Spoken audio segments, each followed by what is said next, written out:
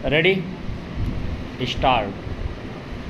चक्रवात, बाढ़ व भूकंप जैसे पर्यावरणीय संकट की तरह भूस्खलन भी एक ऐसा पर्यावरणीय संकट है जो मानव जीवन को प्रभावित करता है।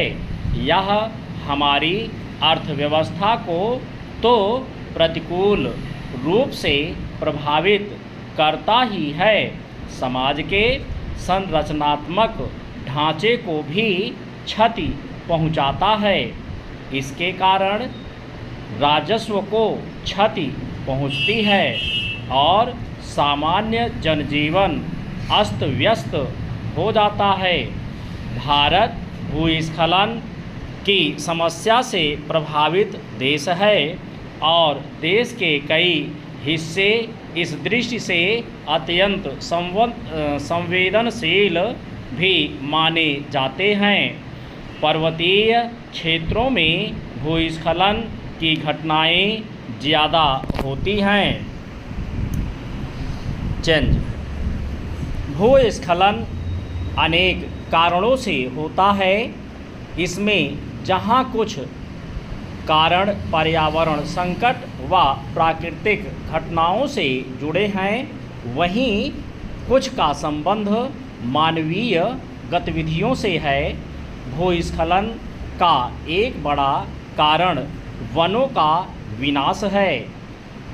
विकास की अंधी और अनियोजित दौड़ के कारण हमने पर्यावरण की अनदेखी करते हुए वनों का जमकर विनाश किया।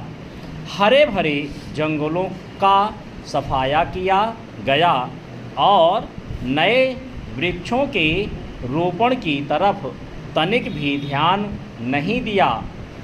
पेड़ों की सघनता भूस्खलन को रोकती है, क्योंकि पेड़ों की जड़ें चट्टानों को जकड़ने का काम करती हैं। इस वजह से चट्टानें स्थिर रहती हैं और भूस्खलन नहीं होता। वनों का सफाया होने के कारण चट्टानों की पकड़ ढीली पड़ जाती है। नतीजतन गुरुत्वाकर्षण के कारण चट्टानें ढलाव की ओर बढ़ने लगती हैं, जिससे भूस्खलन होता है। चेंज। वर्षा और हिमपात के कारण भी भूस्खलन होता है।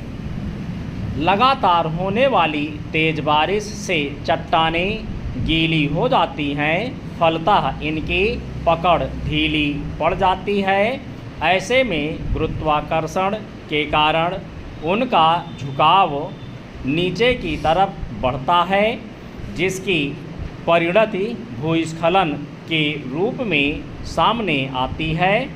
यह अकारण नहीं है कि बारिश के मौसम में भूस्खलन की घटनाएं ज़्यादा होती हैं। इसके पीछे यही कारण होता है। ज़्यादा हिमपात भी भूस्खलन की वजह बनता है। पहाड़ी क्षेत्रों में ज़्यादा हिमपात होने के कारण चट्टानों का वजन बढ़ जाता है, जिसकी वजह से वे नीचे लुढ़कने लगती हैं और भूस्खलन की घटना होती है। प्राकृतिक कारणों में भूकंप भी भूस्खलन को जन्म देता है। इसे भूस्खलन का एक बड़ा कारण माना जाता है। भूकंपीय प्रभाव के कारण चट्टानें दरक जाती हैं और उनमें ढीलापन आ जाता है। फलतः ढाल की ओर चट्टानें लुढ़कने लगती हैं और भूस्खलन की घटना होती है। चेंज। मानवीय गतिविधियों के कारण भी भूस्खलन की घटनाएं होती हैं। इनमें एक बड़ा कारण है खनन। जो क्षेत्र खनिज संपदाओं की दृष्टि से समृद्ध होते हैं, उनमें हम पर्यावरण के मानकों का ध्यान रखे बगैर ज़बरदस्त ढंग से खनन व उत्खनन करते हैं।